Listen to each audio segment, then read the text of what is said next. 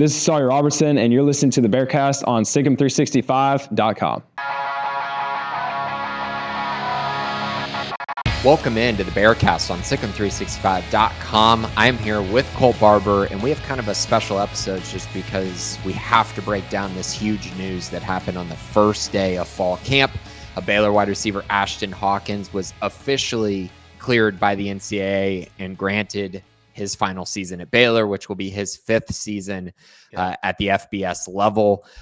We're going to dive in and talk about many different factors in this decision and how it kind of impacts this team. But I think the reaction from social media, from fans, from the staff, I just think there's a level of excitement here that this is finally over, because it was just one of those situations where you just feel bad for the kid, right? About what was going on with Ashtyn and how he maybe wasn't going to get to play. He missed his opportunity to go to the NFL. There were all these other factors. And I think at the end of the day, everyone just wanted the NCAA to do right by him. And I think they did, because he was able to practice all through spring and all through summer. And yeah, the decision maybe took longer than many people wanted, but at the end of the day, he was cleared before fall camp started. Yeah, and I mean, he was on campus and going through, and then after spring ball is when all the information came out that he potentially wasn't eligible. So fortunately, he got spring ball, got to be with the team there in the summer even, and then starting fall camp. And the first day he was out there.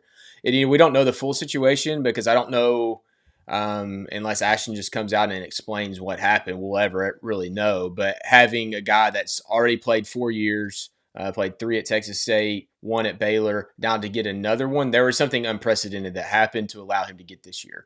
If and when we ever know that, I don't know. It's at this point, it doesn't matter, because he's playing in 2026 and is a massive piece of Baylor's offense that, truthfully, when news originally broke that he was coming back early or late in the winter prior to spring, that changed what Baylor was going to do in the transfer portal and what they're going to take at receiver potentially in that late period. And they kind of had an idea they're going to take him back. If you don't take a receiver, you don't push for another receiver because of the fact that he's coming back. And then everything changes, flips on its head. So fortunately, this worked out for both parties because I think Baylor was, maybe they don't get someone, but they also had money committed to him to come play, return for his last year that they weren't able to utilize. So there's a lot of layers to this that was really confusing, convoluted. But now here he is. He's ready to play in 2025 and is a major piece of this offense. I think it was really smart by the Baylor staff to take as many wide receivers as they did, as they were kind of waiting. I think this Lewis Brown pickup hasn't really quite been talked about enough, but I do think that picking him up over the course of the summer was pretty awesome as well. And it kind of solidified things a little bit, even if Ashtyn didn't come back. But as we've talked about throughout this time period, bringing Ashtyn back, there's a clear difference in what the wide receiver core looks like. And it kind of takes away the need for Baylor to have to hit on guys who either haven't played much or guys who are transferring in who have some questions. And so now you're sitting here and you're going, okay, Baylor's got Josh Cameron, Michael Trigg, and Ashtyn Hawkins all back as pass catchers for Sawyer Robertson. Yeah. You know what you're getting from those 3 guys for the most part. And then it's just about, hey, if you can hit on 2 transfers, or if, Jaden Porter's ready to take that big leap, now you feel great about your wide receiver room. And I'm feeling very good about it. This was a position that I was actually kind of nervous about, because they were banking on just hitting on transfers and just making it work. And now with Ashtyn back, you just got to feel great. There's a safety there with Ashtyn, and his versatility is kind of hidden. But I think it's going to bear out this season with his ability to play outside, like we saw when Keytron Jackson did not play. He had to play outside receiver, and he actually performed pretty well. And I do think he's going to be playing out wide quite a bit this season, just like he did a year ago. Real quick, Sawyer Robertson has something to remind you about. Want the latest information about your favorite team? Try out SicEm 365 premium content the next 3 months for just $5 by clicking the link below. And now back to the Bearcast. Yeah, I mean, he can do that. He has that ability. Contested catch ratio was strongest on the team. Him and Josh Cameron were both very strong. But if you look percentage-wise, Ashtyn Hawkins, according to Pro Football Focus, was the number 1 guy on the team at like 67% on contested catches, converted a lot of third downs, and was decent after the catch as well. I'm curious if he's playing more outside, what that looks like. But he has that ability, really good hands. And there's questions coming into last year about his hands after leaving Texas State. But last year was not an issue at all. I think that 1 year at Texas State was a little bit of an anomaly for him. And what I think he does is solidifies the floor for this receiver group. We kind of talked about this before we got on and recorded, but like if he's your number 2, along with Josh Cameron, and then you have Michael Trigg as your tight end, like that's massive. Like that, like what you're getting from that group, and their abilities to do that. Then you have about 4 other guys that potentially fill in the rest of your depth chart. If it's Kobe Prentice, Cole Wilson, talk about Lewis Brown, but Jaden Porter, like those. Okay, who emerges from that pack now to take you to the number 4, number 5 receivers, wherever that might be.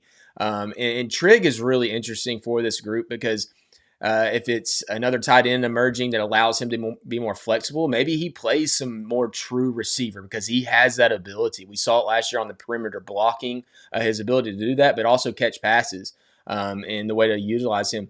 I expect his role to grow, but in general, this entire pass catching unit is really good. And we saw the transition from the Jeff Grimes offense with a lot of tight ends. Now we're seeing that full room of receivers and the depth, and it makes you excited, but it's also, kind of the standard for this type of offense. You want a lot of guys and let the cream rise to the top. Exactly. And I think having this kind of depth is huge for this roster because last year, frankly, as much as you want Josh Cameron out there for a bunch of snaps, he does not need to be out there for as many snaps as he was kind of forced to be out there for, especially when he's also returning punts. Like he was literally returning punts, running like 30 yards down the field and then having to just go right back out there and not miss any time at receiver because they just didn't have options. I think this year that changes and it's going to be a great thing for this offense. As we know with air raid schemes, you want to have a bunch of guys and you want to have a bunch of guys who are actual threats to make some plays down the field. So Cole, I think the place I want to go to next here is we mentioned Josh Cameron and Ashtyn Hawkins and Michael Trigg because we know Trigg's going to work in the slot. He's going to be out there a ton.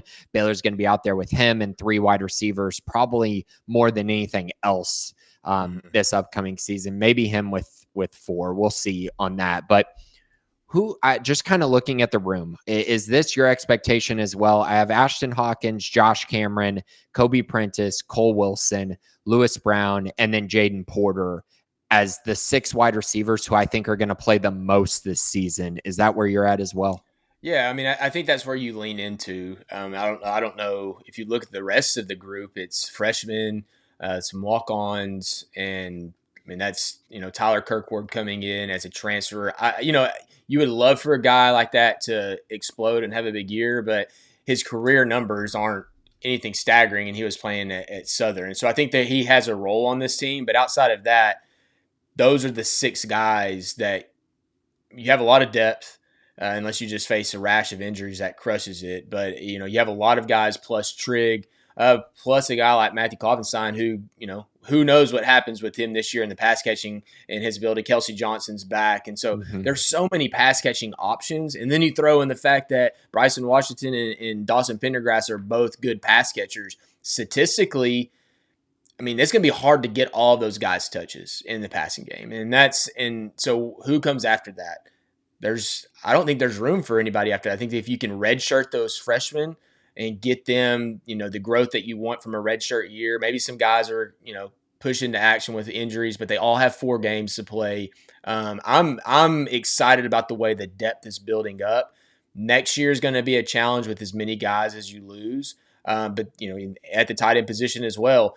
But the way that the transfer portal works, if they have a big year offensively this year, they're going to be able to attack the transfer portal. So I'm excited about what's coming through. But this year, I think you have to focus on your upper echelon guys, and those are the 6 that you mentioned. Right. And so based on how practice has gone and just the time we've gotten to see, and again, I think these are going to be interchangeable parts, but how they were lining up for the first practices, Ashtyn Hawkins was lining up outside opposite Josh Cameron. So those were your 2 outside receivers to start.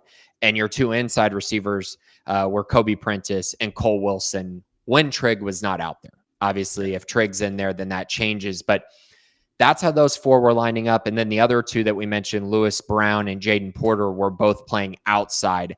So kind of how I'm looking at it is, I think that Lewis Brown, Jaden Porter, Josh Cameron are going to be your kind of pillars at outside receiver. I think Ashton Hawkins will maybe start as an outside receiver, and then, of course, absorb quite a few reps in the slot as well, mixing in with Kobe Prentice and Cole Wilson. I think they just have a lot of guys who can move around. Cole Wilson has played outside quite a bit, especially when he was at Incarnate Word. Kobe Prentice has not.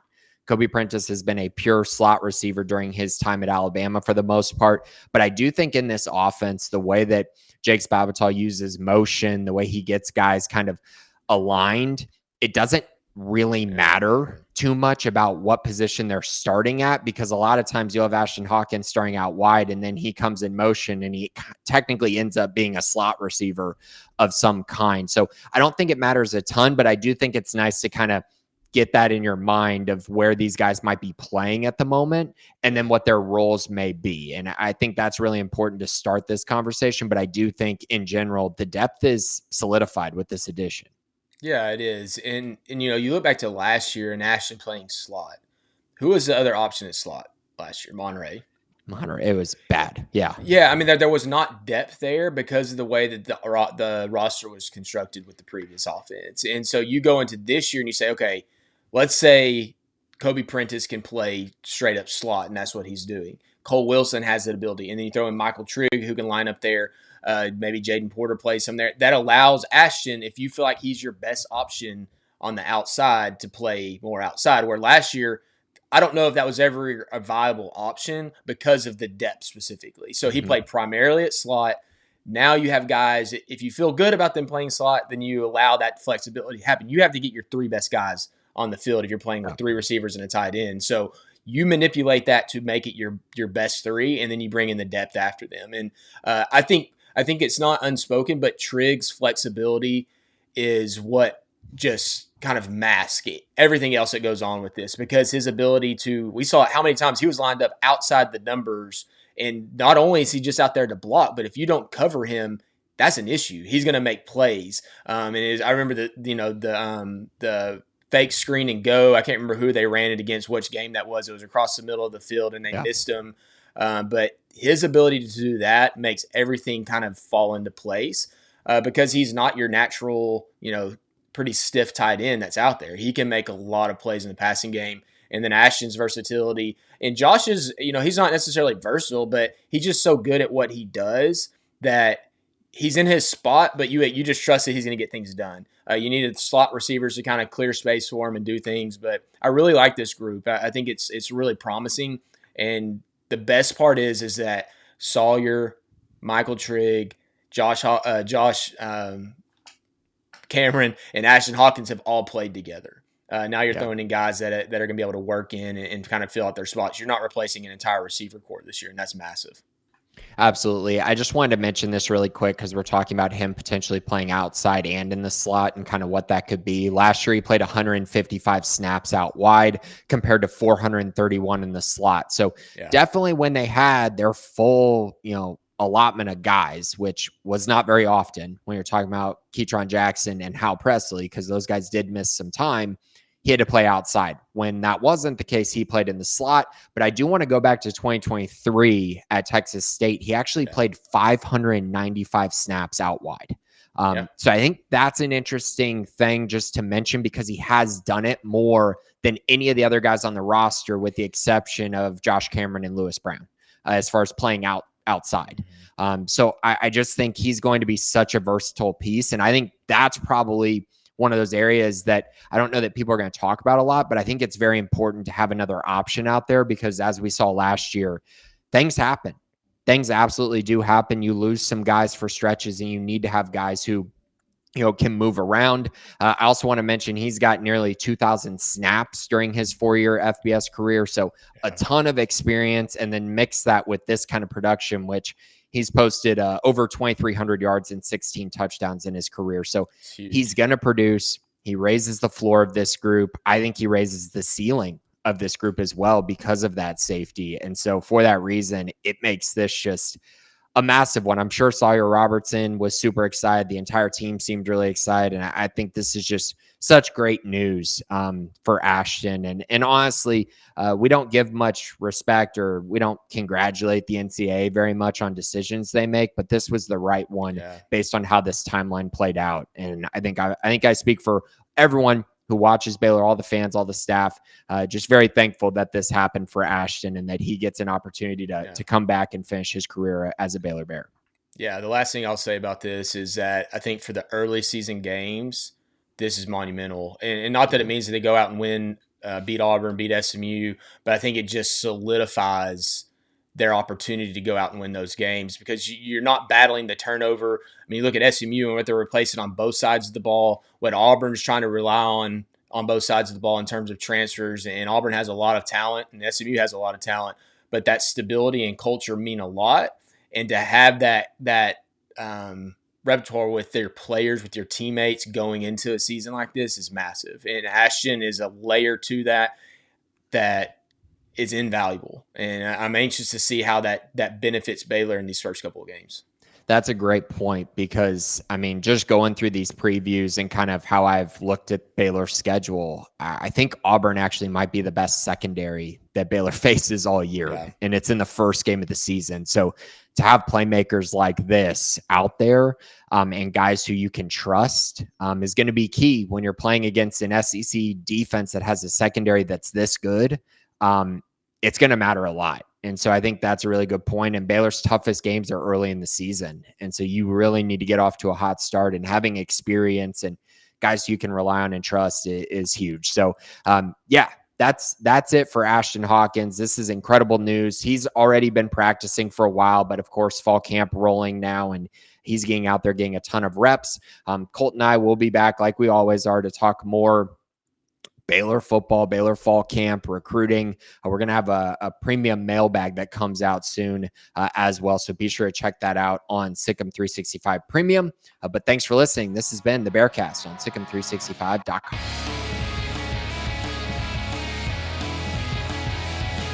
Join Sikkim 365 Premium on a $1 for 1 month trial to read our experts' notes and insights. Know about high school commits, off-season transfers, coaching staff changes, and so much more before the rest.